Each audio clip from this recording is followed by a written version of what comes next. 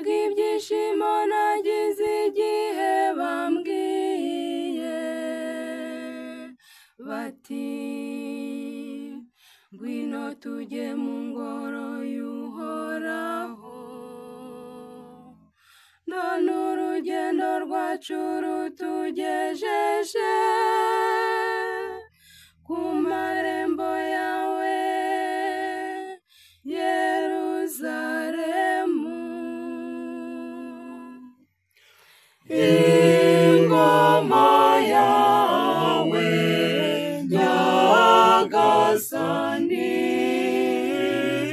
ni ingoma y'amahoro. Yeruzalemu uri umurwa wubatse neza, umujyi ucinyiye cyane, aho ni imiryango y'Isiraheli, imiryango y'Uhoraho iza mu mutambagiro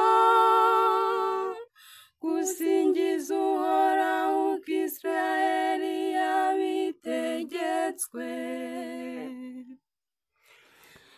Ingoma yawe Nyagasani ni ingoma y'amahoro.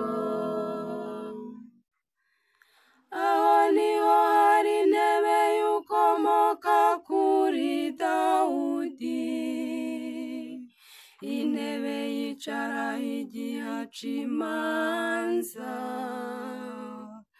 Nimwifurize Yeruzalemu amahoro, muti amahoro naganze mu nkike zawe. Ingoma yawe Nyagasani ni